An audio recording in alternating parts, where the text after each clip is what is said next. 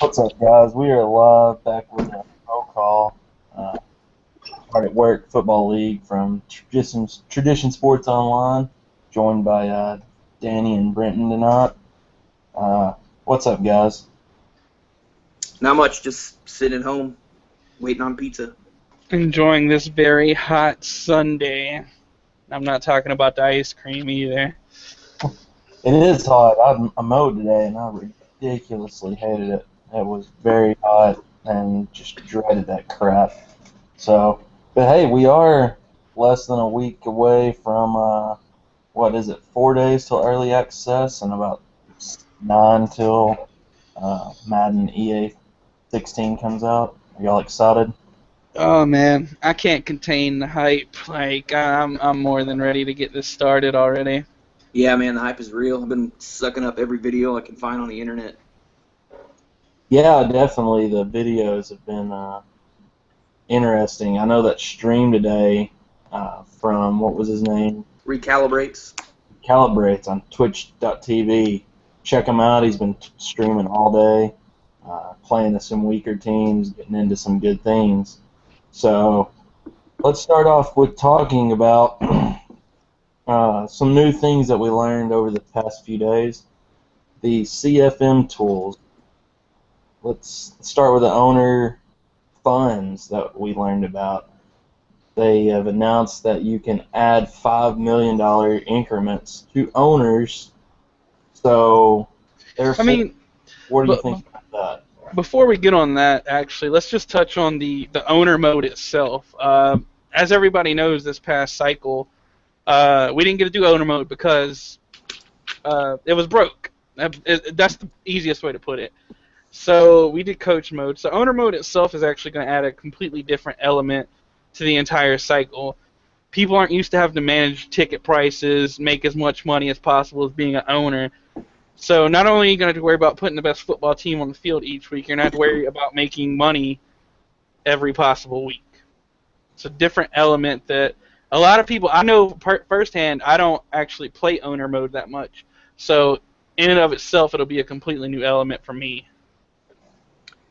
Yeah, I really think with switching to owner mode, we'll probably see a whole lot more free agents, like big money free agents, because you don't have to just manage your cap space; you got to manage your funds. And I think that was one of the big problems with HaW 15 was that there wasn't a whole lot of big name free agents coming out. Everybody pretty much kept their core teams intact. And I think this is going to add a pretty interesting dynamic of people having to let certain players go because they can't afford them. People are going to have to learn how to manage ticket sales and everything else. And I play a lot of owner mode, and I struggle with it still. So I think it's going to be a lot of fun. Now, to touch on the topic you actually wanted to mention in the first place about the essentially the commissioner can add $5 million to the available funds of the owner, which is basically like a bailout. Now, if the owner mode is fixed, as long as you do what you're supposed to do, hopefully you should never go in the negatives.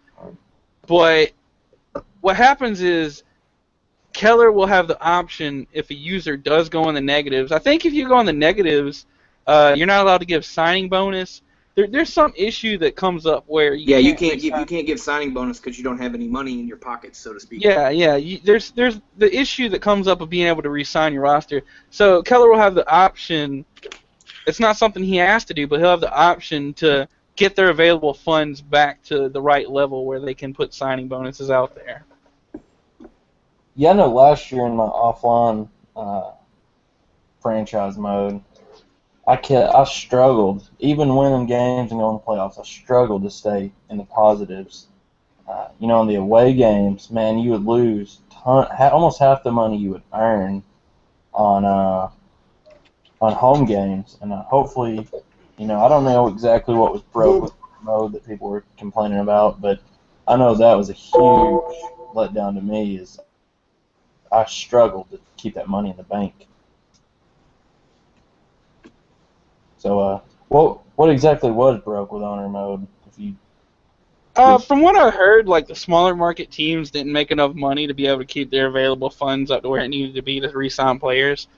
So if you weren't one of the big like city teams that were winning and getting to the playoffs every year, you wouldn't be able to re-sign your players basically, which really killed leagues in itself.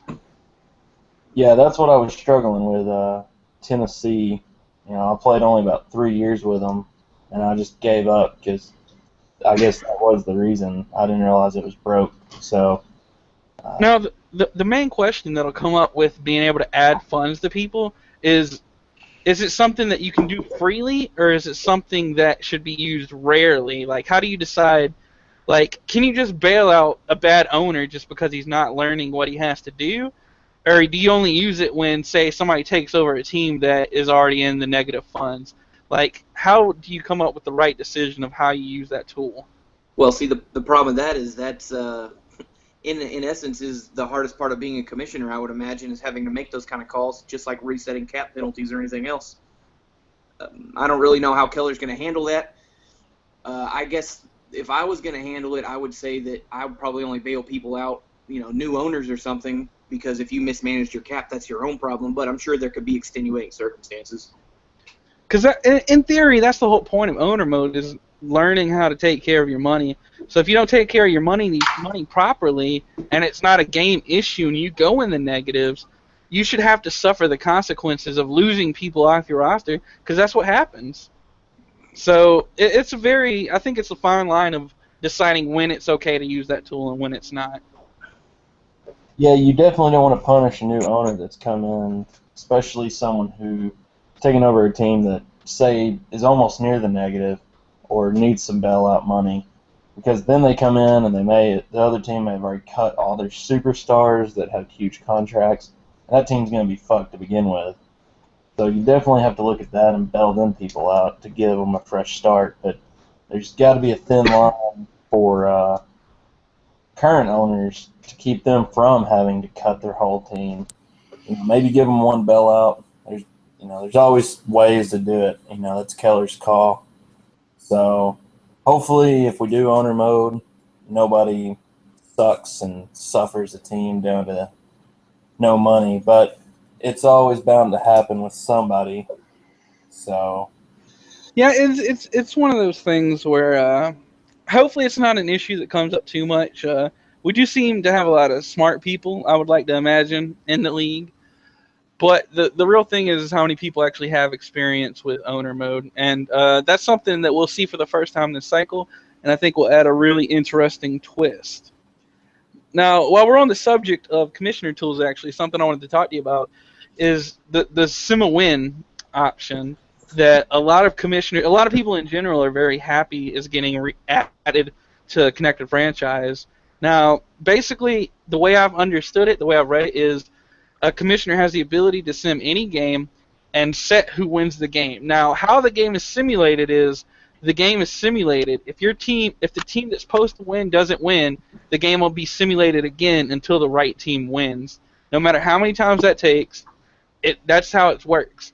Hopefully, obviously, stats will get fixed so simulation games will have realistic stats. Now, the question with this tool, which is a big tool, and I think this tool should be used, is when should this tool be used? Now, two examples I thought of are one person can't play that week. So should the other person have the option to use Sim-A-Win right away without even trying to play the computer? Or should Sim-A-Win be more of an emergency tool where two users try to play a game, the game gets disconnected in the second half, and the other guy has the option to just play the computer? And hey, I don't want to play the computer again. I played the game basically. Let's just use Sim-A-Win. Man, I never thought about it that way, but that's an interesting point. I would have to say that, I mean, if you can't, maybe like if they can't play the computer, like they had a time set up and the person missed the time and they're like, I don't have any more time, you should be allowed to use it, but I don't think you should just be able to choose Sim-A-Win. Now, if Keller says, go ahead and sim, I'll go ahead and sim the win, then that's fine, but I definitely don't think it should be something that should just be a default, like, oh, well, he can't make it, so sim the win, because sometimes you lose to the computer, so. Very rarely. Well, but it's happened. The thing is like, obviously, if it's day 3 of our 3-day advanced cycle and the person no-shows, Sim-A-Win should be an option. Agreed. There's not much time left there. But if it's day one and the guy's just like, hey, I'm on vacation, I'm not going to be able to play, or I'm not going to be able to make it this advanced, I think you should at least have to try to play the computer once. It's a different story if you're playing the computer and you get disconnected or something. You know, no one wants to play the computer multiple times. Yeah. But you should have to at least make the first effort of trying to play the computer. No one should get a free win regardless. Yeah, that's the big thing. You know, day one or maybe even day two, the guy's like, oh man, I can't do it. You know, you got to at least try to play the computer. Then there's the thin line of, hey, I've tried to contact him. He doesn't want to contact me back. It's almost the 72-hour advance. I deserve to win. You know, that's the big thing there. That seems like the fair way to do it. Yeah, and if I got a notification, you got to know you're supposed to play the computer. You've always played the computer in the past, unless you just wanted to roll the dice and hope that you won on the simulation. Obviously, I also would like to add that I think in the playoffs, this should be strictly not used unless absolutely must. Like, all playoff games should be played, regardless of if it's against a user or another computer. Like, every playoff game should be an earned win, not something that's just given. Man, I'm going to disagree with you there, because if we're in the playoffs and you can't play, and, you know, I don't think I should have to worry about, am I going to lose the computer? I think if you can't play come playoff time, then I think it's perfectly fair to ask for a sim to win. Now, again, there's a whole lot of, I guess, no good reason to say you can't play the computer, but, you know, should you just decide, like, you know, I don't really want to play the computer, in the playoffs you should have the option of just saying, yeah, you know what, go ahead and sim to win. I don't want to play the computer. I mean, I definitely understand your point, but I would still disagree. I understand. Like, let me say this a different way. If the guy for some reason like just doesn't respond to you messaging, sure. But if it's like a valid reason why the guy can't be there, like say he's got stuck at the airport. I don't know what valid reasons are really. I usually make all my games, but I just don't believe a playoff win should be handed to anybody regardless. Like, what's to say like an owner leaves right as the playoffs start and you're playing that owner that's now not there in the wild card round? Why should you get a free win over a team that doesn't have a user? I just feel like a playoff win should be earned regardless of if you have to play the computer or not. Well, just like with anything, there's always extenuating circumstances. So that would be something, you know, because obviously you can't just say, I'm going to go click sim to win. You got to talk to Keller. So, you know, Keller could come in and say, hey, you know what, give me a couple of days to see if I can get somebody in here to take over this team, or, you know what, no, it's the playoffs, go ahead and play. So it really all comes down to how Keller wants to handle it, but I see both sides of the fence in the argument. Yeah, I mean, if you're making the playoffs, I don't know, you've got to be able to beat the computer, I think, in that situation. If you're good enough to get through 16 games against users, maybe a few against computers, but if you're good enough to make the playoffs, I think you're good enough to beat a computer in that situation. I would actually say what you're saying, but a little more blunt. Like if you make the playoffs and you cannot beat the computer, you probably don't deserve to be in the playoffs. It's just that simple. If you can't beat a computer-controlled team in the playoffs, then you probably don't deserve to be in the playoffs. Especially in All-Pro, because I'm sure we're not going to go to All Madden Super Quarterback Cheese. So, Yeah, super quarterback cheese is alive and well, on All Madden at least. yeah, and that's obvious if you catch that stream by Recalibrate. I mean, that's ridiculous how many yards rookies are putting up against them, and it's nice to see the computer competitive out of the box. You know, I always played on All Madden, and I would get so frustrated with that super quarterback. And sometimes on All Madden, you're just bound to lose. It don't matter if you're good or not. The computer's already decided you're losing that game. So another change, guys, that is happening this next Madden 16 is positional changes, which obviously was a big enough topic of controversy last cycle. They're taking all penalties away from it. No awareness drops, no speed drops, no play recognition drops, no drops whatsoever. You can take a player from any position, plug them into another position, and have no drops. in ratings. I'm not going to say attributes because people have problems with that. So I am going to use ratings for now on. So with this coming in, obviously the question will come up is, how does this affect how position changes happen? Is this going to make it where position changes should be stricter, where we should say, hey, you're not going to move this cornerback to halfback because he's not going to suffer any drops? Or is this going to be something where it's not really any change at all and everything will stay the same? I think there's going to have to be some stricter rules. You know, I know the guy in the video said that there still is the restriction where certain positions can't transfer certain positions. I believe he said that in that video.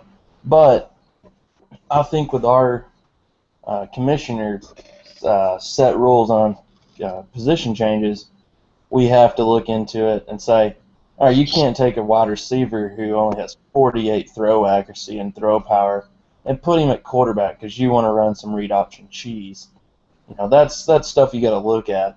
You know, maybe set some stricter rules, but definitely there's got to be something. This guy has good speed. Let me move it here. Whoa. So, one thing I would like to touch on is I'm personally of the mindset where position changes shouldn't happen very often. The only position changes that I'm actually a fan of is like moving offensive linemen around the offensive line. Defensive ends to outside linebackers, if you're changing from 4-3 to 3-4, you know, still the same pass rushing job. I'm not a fan of changing safeties to halfbacks or cornerbacks to wide receivers. Sure, it does have some success very rarely, but it's not a normal thing. I'm not sure. Someone did some research when the cornerback to halfback thing happened, and I don't think there's any successful cornerbacks that have ever transferred to halfback after they got drafted into the league. I'm just not a fan of these positional changes. Yeah, I would definitely agree. I was a little. I mean, I'm not here to judge anyone. I was a little taken aback by the cornerback to halfback move myself. I mean, more power to the guy. I feel like he ruined a fantastic corner. But I'm of the mind. I think that I have a lot more faith in Keller and Maz and Freak to handle the position changes because if you think about it, we didn't have a whole lot of. Other than that one, I don't think I we think had a that whole was. lot that were out of hand. And I think that was the only one that stuck out, really. I really think that I have faith in Keller and Maz and Freak to step up and put the hammer down where it needs to be put down. I mean, Keller's shown time and again that no matter how much you complain or ask him, if he doesn't think it's going to fly, it's not going to fly. Yeah, so what are some of the other topics you guys have that we can talk about here? Well, we got 2 damn early playoff predictions. Oh, man. And no homering out and picking your own team. We'll save that one for the end of the show. Okay, we'll move that to the end here.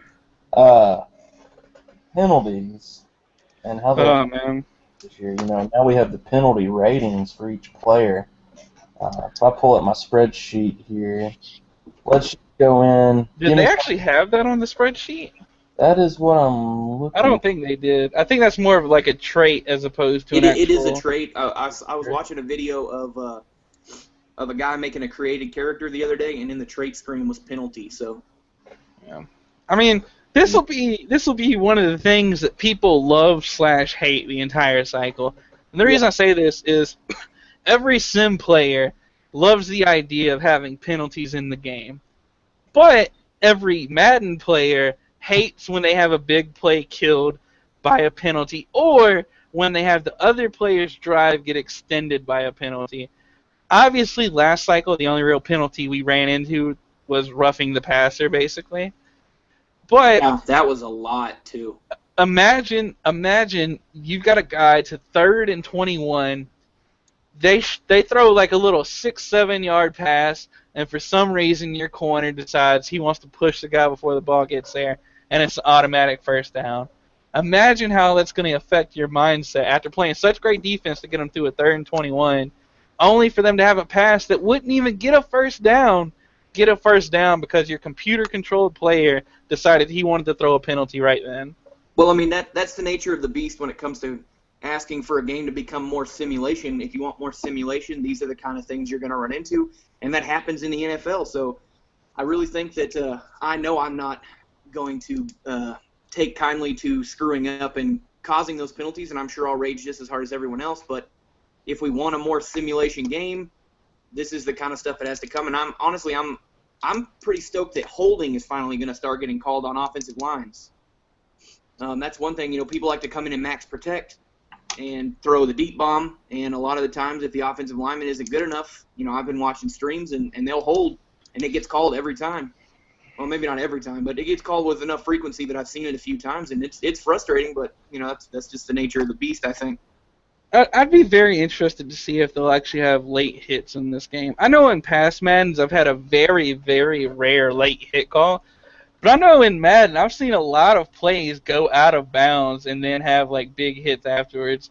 Like it'll be interesting to see if they decide to add like the unnecessary roughness, like the late hits out of bounds into the game or not as well.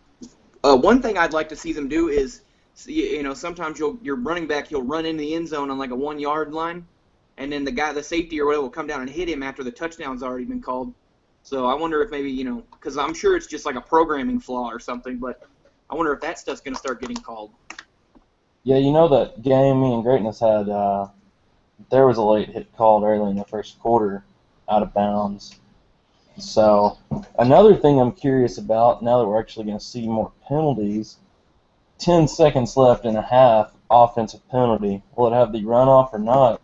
Well, if you don't have a timeout left, yeah, that's a good question. I didn't even think about that.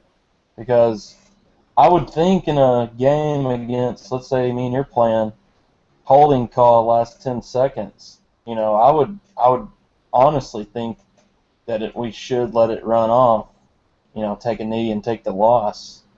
But, that's something that could be thrown up in the air for Keller to think about. If that is the case, though, that's something that would have to be made like as a rule in a sense. If it's not already in the game, I doubt it's something that would really be become a rule in a sense. I don't know if Keller would go as far as saying like, all right, guys, under 2 minutes, if there's a penalty, you have to run 10 seconds off. I'm not sure exactly how you could enforce that league-wide. Yeah, that would be a hard one to enforce, but we would have to see. Hopefully it's in the game. Knowing EA, it's not. EA Sports, if it's in the game, it's not in our game. Another thing that's a little off topic here, and I didn't actually bring this up before, was I'm interested to see who's going to miss the first extra point with the new distance. I think there was actually a few extra points missed last cycle where people just sliced the kick, basically. But I'm really curious to see how many extra points actually will be missed. Since it's Madden and the kicks are fairly easy normally, like, I wouldn't imagine there'd be that big of a difference when it comes to missed field goals. It's only like a 33-yard field goal, I think. But it'll be pretty hilarious seeing guys miss extra points if that does start happening. Yeah, I would like to see. The only thing I think that will cause misses will be lag. Oh yeah, it's always lag. I know a lot of times, even playing FIFA, you get down to penalties and catch some lag. I'm actually I don't think I've ever missed a PAT other than just slicing it by accident. Not paying attention and doing something else when I'm playing Madden, thinking. It will be interesting to see who will miss the first one. Maybe we have a little award for the first one we notice actually. You can go ahead and print Mosaic's name on that award.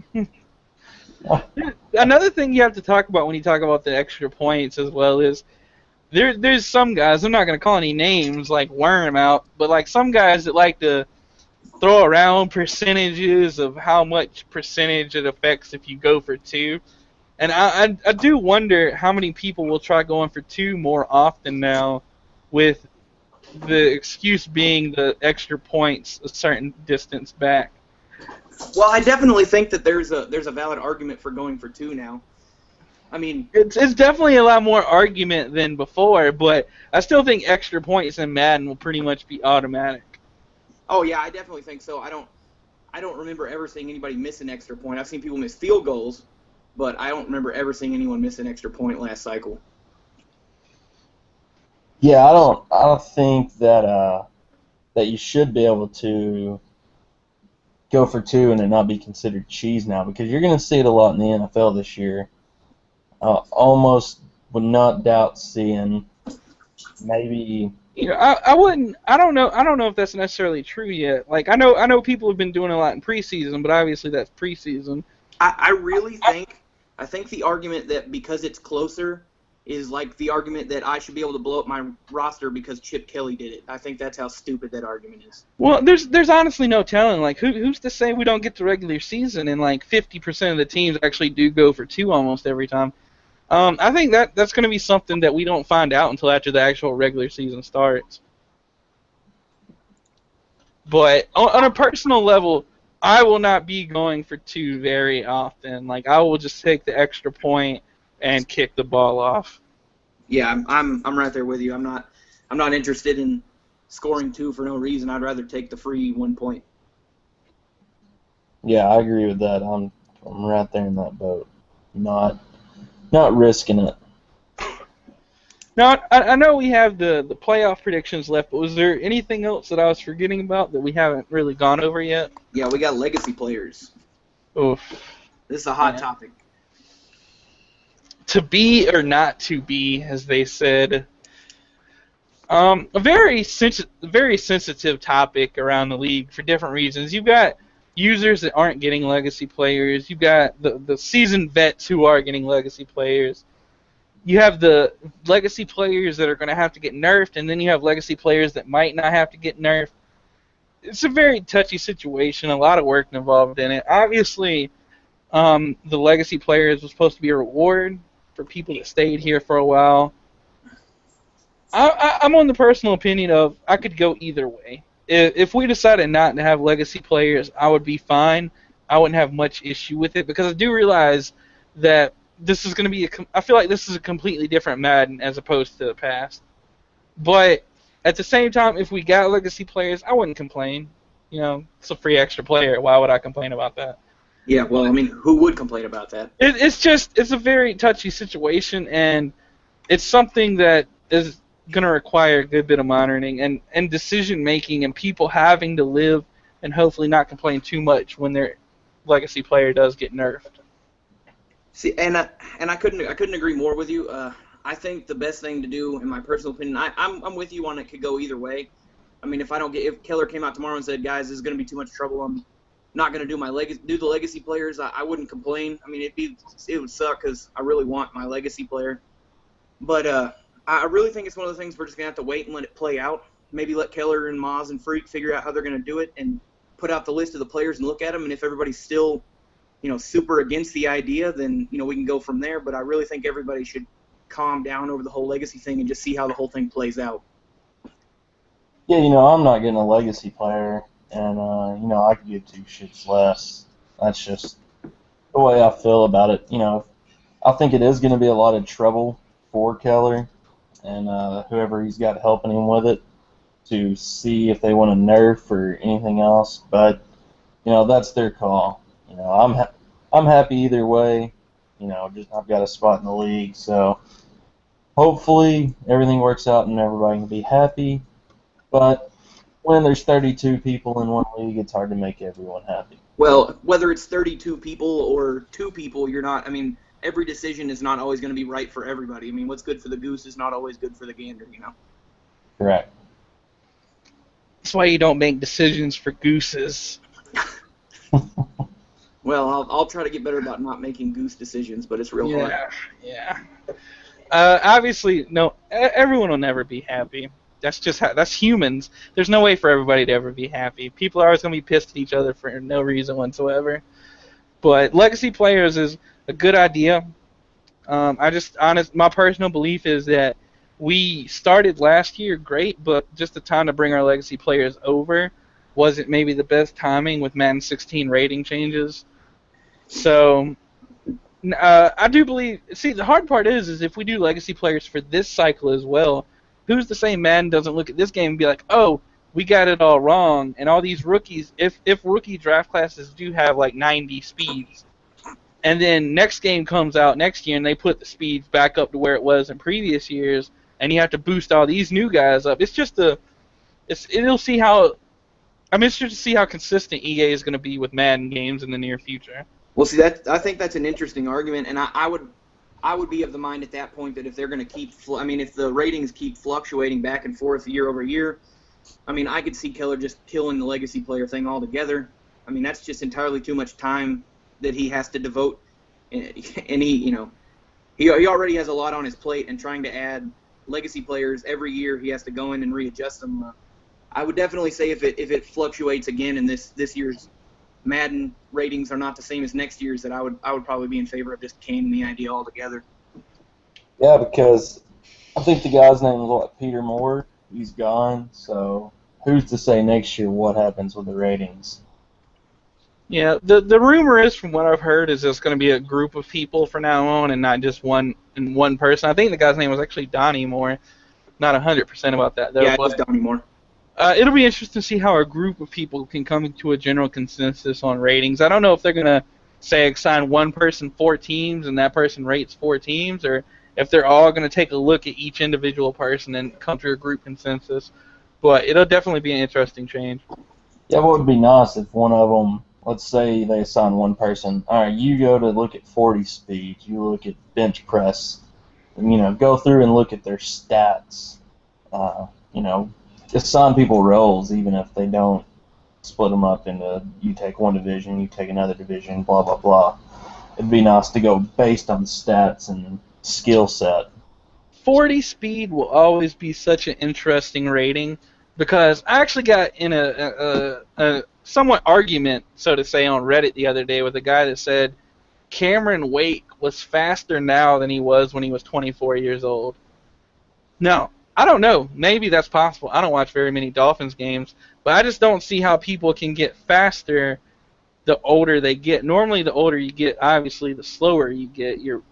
I'm not very big in anatomy and all that good stuff, so I don't know how that happens. But I've never really heard of somebody getting faster 10 years from when they were a young adult. I'm not saying it's impossible, but I definitely hear what you're saying. I don't think that's true. No, I can't agree with that either. Bodies slow down over time. It's in every almost player you look at. We've touched on a lot today, guys. I'm not sure if we left anything out. If we did, we can always get it next time. I think we've been going for a while here. Let's get to the end here. Let's close it off. I want everyone here. Let's go ahead and make our way too damn early, way too damn soon playoff predictions, including who you think is going to win Season 1 Super Bowl in HaW 16. Well, do you want to break it down by who's going to win each division, or you just want to know? Let's go each division and both wild cards. Don't have to do matchups. Let's not do matchups. Let's just say each division winner, both wild cards, and who's winning the Super Bowl. Man. Okay. Well, I'm going to go on a limb here. I'm going to say Troy seems hungry. I'm saying Troy takes his division. I'm saying Troy takes the West.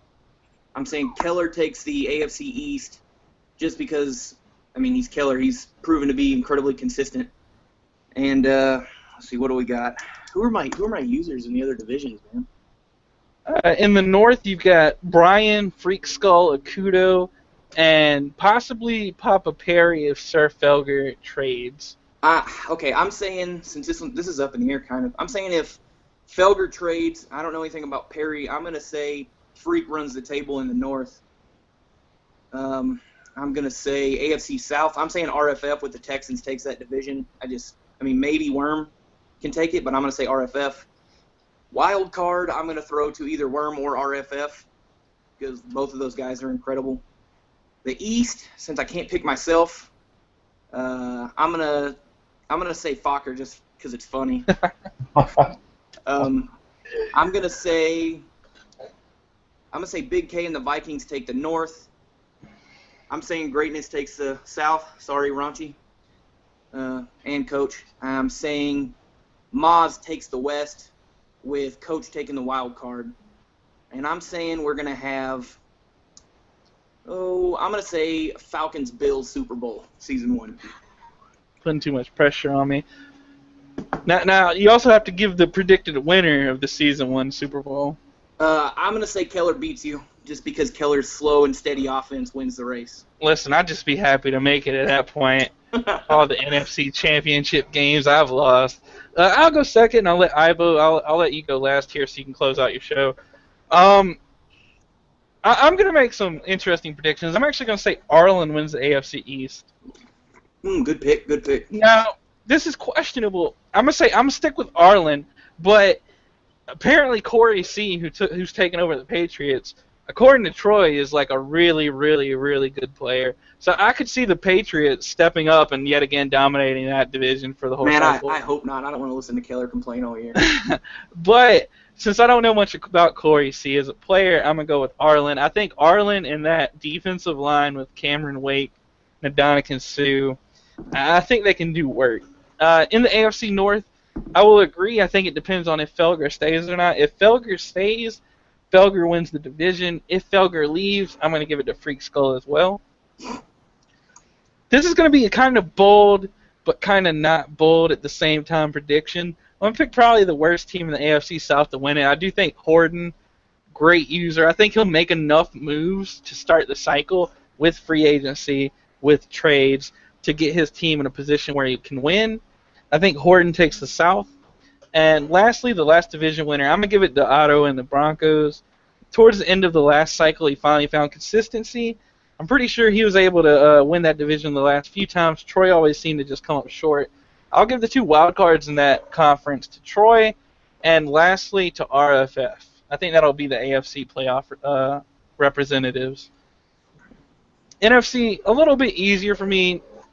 In my opinion, I only had one game with Ibo. I'm not sure what he's about. I think Raider takes East, but I think it could be a lot tougher if Felger ends up on the Eagles. Yeah, that's good. That'll be a very interesting situation. Hopefully. The North is a very hit or miss prediction for me.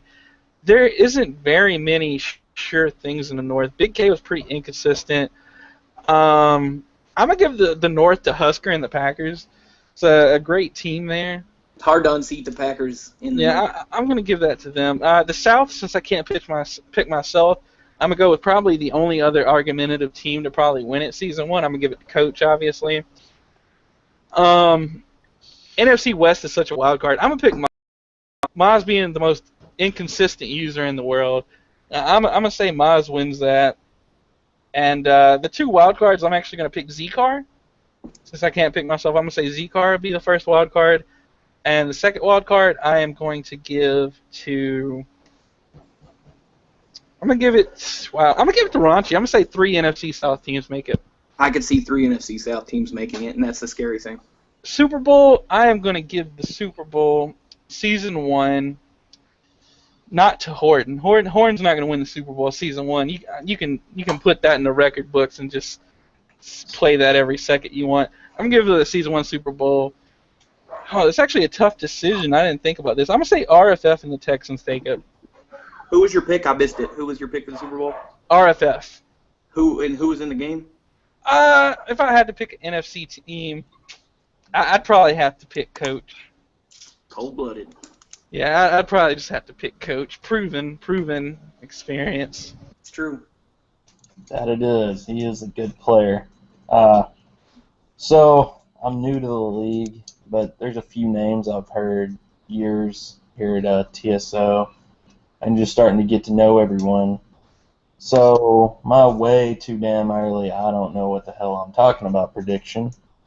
I wrote this down actually before the show, so I've got the Steelers winning the North, the Bills taking the East with Keller,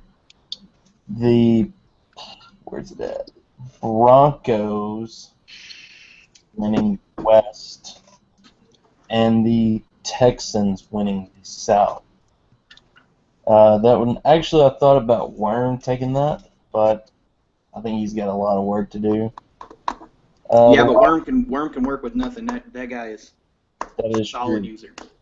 That'll be a tough division. Horton and Worm are good, and then they're up against 2 teams that have players already established. That'd be an interesting division to watch, the AFC South.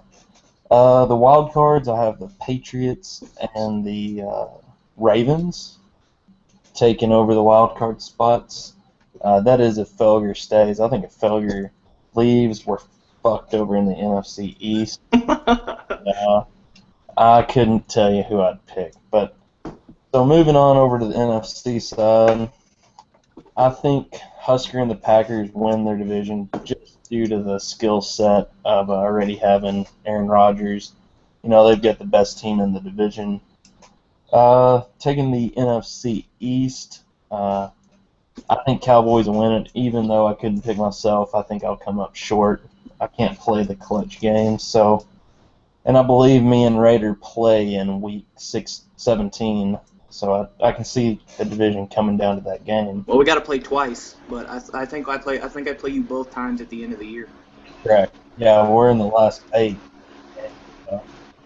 NFC South, I have written down that I think the Buccaneers are going to take the division. He's good. He's got Winston. That team's looking like it could set up a possible win because that division's just going to beat itself up. And then in the West, I'm going to give Daddy Blanky and the 49ers the win. Ooh, it's an interesting pick. Blanky's a good user, but he is stuck with a bad Niners team. Yeah, they've got some work to do, but we'll see how he turns that around. That 79 overall is going to be interesting to see in that division. The Falcons and the Arizona Cardinals are my wild card picks in the NFC. John Galt, solid pick. And I think the Bills come up short to the Steelers, and the Cowboys overtake the Packers, set up Steelers and Cowboys Super Bowl, with the Steelers winning it. Oh, boo. I know. Cowboys have the players to make a drive. It'll all depend on who beats themselves out, but I think the Cowboys have a good chance of definitely making the first Super Bowl. You know, I think one of the interesting aspects to see this cycle is see like proven elite users like Horton, and I'm a little hesitant to put Worm on the list because I never got to play him and he wasn't around that long to really show to me that he is an elite user. But I know a lot of people do believe he is. So putting Horton and Worm on arguably 2 of the worst overall rated teams, seeing how they do over a whole season with those rosters. And then you've got Coach on the Buccaneers, who's not that great of a roster. To see if they can overcome such a wide gap. For example, the Titans, I think the roster, the release said they were like a 74, but the Colts were like an 89 or something. Yeah, something crazy like that. To see that big of a gap in overall, will user skill be able to overcome that much of a gap in terms of depth on rosters? It'll be interesting to watch. Yeah, I think a lot of that will have to play with the way that we set up the league. You know, speed threshold could play a huge difference in the way the teams play. So that'll be an interesting subject to see after some testing goes on where we put the threshold and how these new rating changes actually affect the differences in the teams. You know, realistically, you wouldn't think that the Titans would win that division, but this is Madden, so you never know. So it's Madden and it's Horton, who was the bane of Keller's existence the entire last cycle. Well, guys, with that being said, the next time we will be on air will be the day before early access, so we'll have some good things to discuss then, because I'm sure by then we'll get to see some more videos out, and maybe Madden will drop some more information that we don't know about. I highly doubt it. It will probably come from the guys who have the game. So, with that being said, we will see y'all Wednesday night. Until then, take care. Adios, amigo.